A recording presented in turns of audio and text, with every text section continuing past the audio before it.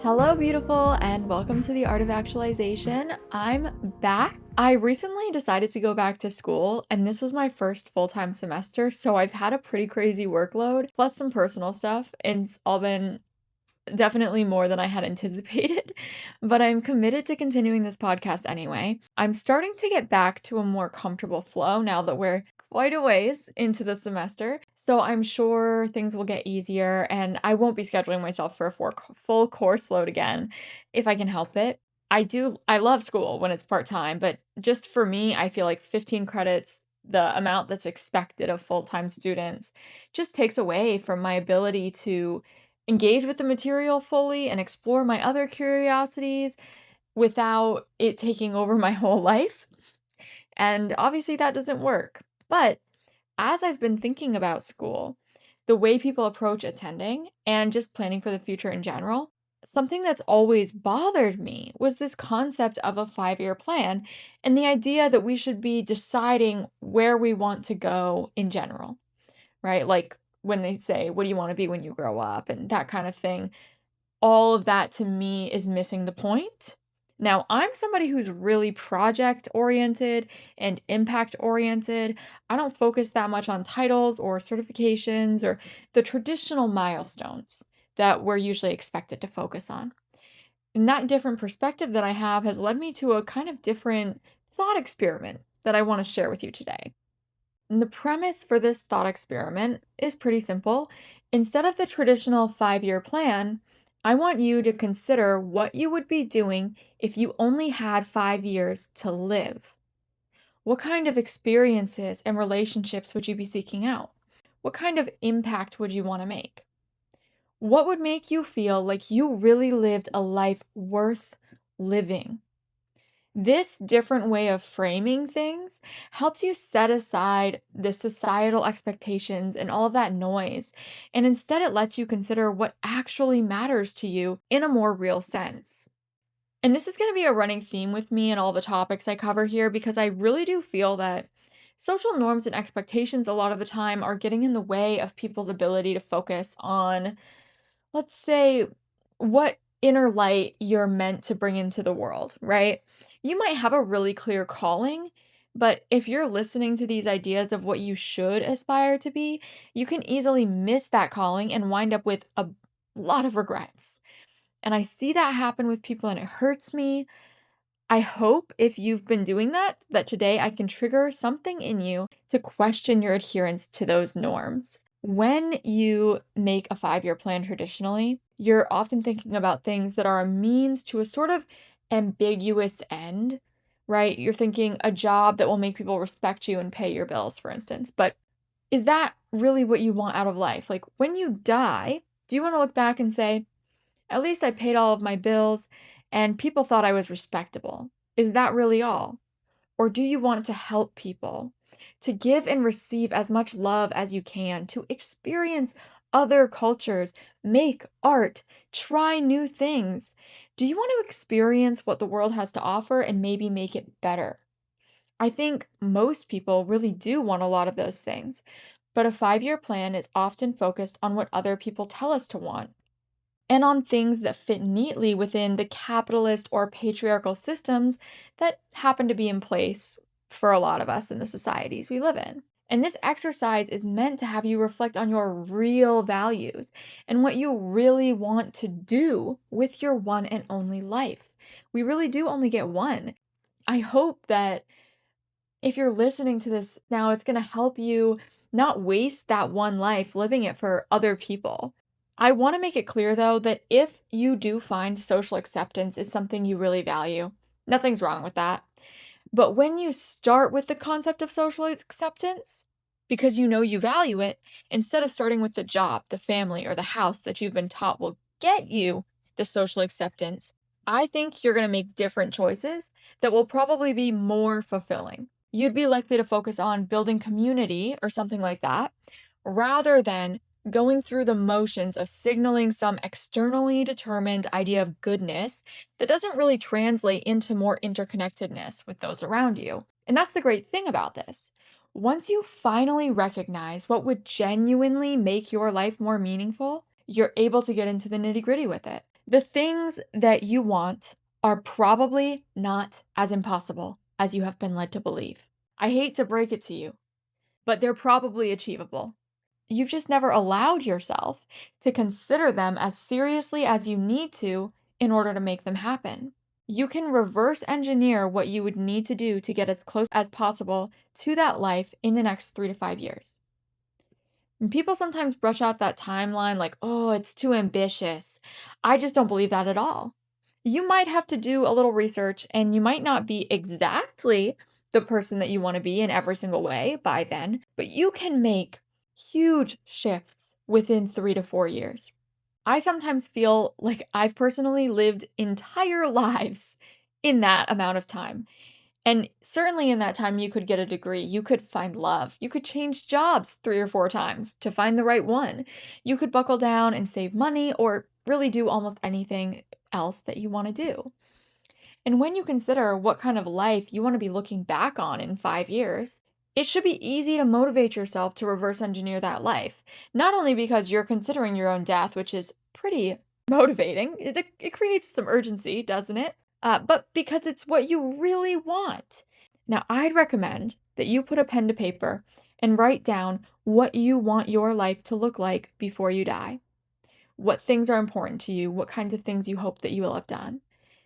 Not in a bucket list sense, but in a more deep, this is going to fulfill me sense of what you want to do before you die.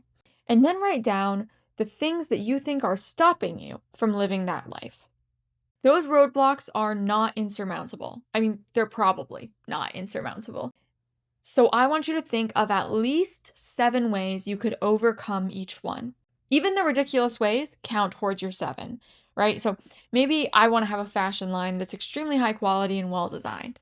There are a lot of roadblocks to me doing that because I don't have the skills, the connections, or the finances to take something like that on. Now, some ways I could develop the skills are going to be going to fashion school, waking up tomorrow suddenly a pattern making prodigy, teaching myself with the books and resources that I can find on the internet, finding a mentor who can teach me, lowering my standards for the design quality or complexity, right? So you can see how some of these are really obvious and some are really silly and some are really practical. Even if I was to wake up tomorrow a pattern making prodigy, though, I still have to try to do the work on a regular basis so that I would know if I had woken up a pattern making prodigy. And that's a requirement of all of these solutions. So I've already gathered I obviously have to do that. That's going to be my very, very first step is to try doing it. See, find out where my starting point is because if I don't try, I don't really even know where I'm starting to meet myself there. If you want to travel and experience other cultures, maybe you know you need to minimize your expenses and your belongings, and you need to transition to either a remote job or a job that's really seasonally heavy so you can travel the rest of the year. And those are going to be your main things you need to do to overcome your roadblocks, possibly, right? And that's a very basic plan. So you still have to go in and research and plan out more deeply what it would take to achieve those smaller goals. You have to break it down, just like I would have to research what books I wanted to read, what mentor I wanted to try to connect with, or what school I wanted to learn from if I decided I wanted to design clothes. Then you have to go in deeper with whatever you find there and just keep drilling deeper and deeper until you get to a step that you can take right now. And this practice of asking questions over and over again can feel frustrating in some moments for sure. You might feel sort of like a toddler, but instead of asking, why, you're asking how. And that's okay if you feel that way. It's still going to be worth it. It's going to be worth all of that cringe suffering that you might experience or that you might expect to experience. You might not even really feel that way once you start, but it's worth it. Either way, to drill down to what can move you from where you currently are in the direction of what you care about. When you have those steps that you know are actionable, it's a lot harder to make excuses for yourself. If you want this life, and I already know that you have to take action. I'm not saying that the process of creating your most meaningful life is going to be really easy, but it is doable. You just have to reverse engineer it all the way back to meet yourself where you are right now. Keeping those important goals that make a life well lived at front of mind, even through the lens of death, right? It should help you stay on track, but it's not going to do the work for you. That's 100% true. You have to be the one to take the reins of your reality and build that life that is going to be fulfilling for you.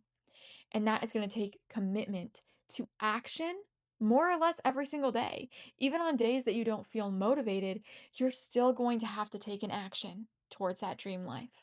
And that's tough, sure.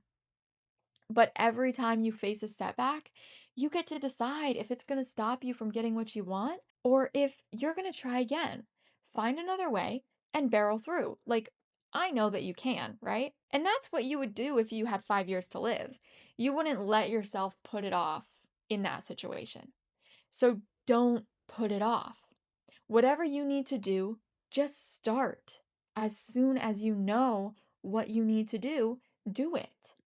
Now, if you feel that being the person who follows through on the steps they know they need to take is your biggest roadblock, I'm going to recommend that you go back to episode 2, which was about building self-discipline and self-trust. You can build that up, but just like with any goal, you have to start small and meet yourself where you are. That episode specifically breaks down a really simple path to do that, so hopefully it will help you get where you need to go. If you're like a lot of us in this world, it's really likely that you've been distracted by shiny things or you've been procrastinating because it seems daunting to launch yourself into this new and hopefully much more fulfilling life. But if you commit to taking action with a little bit of urgency, you genuinely could have that meaningful life before the 5 year deadline. And if not, you'll be a hell of a lot closer to it. And here is the very best part. Your life does not actually end in 5 years. And you get to keep living the incredible life that you've built, which is even more fantastic. You're not just going to get to look back on this life in 5 years and be proud, but you're going to get to keep living this way. All you have to do now is start. So I hope that this episode has given you the push you needed to do that. If you think this message could help somebody else get on a track that they'll be more fulfilled by, I'd love it if you shared this with them. Leave me a comment and tell me what you're going to change about your life after considering this thought experiment, or share a tip if you have one that seems relevant. I always want to hear your tips.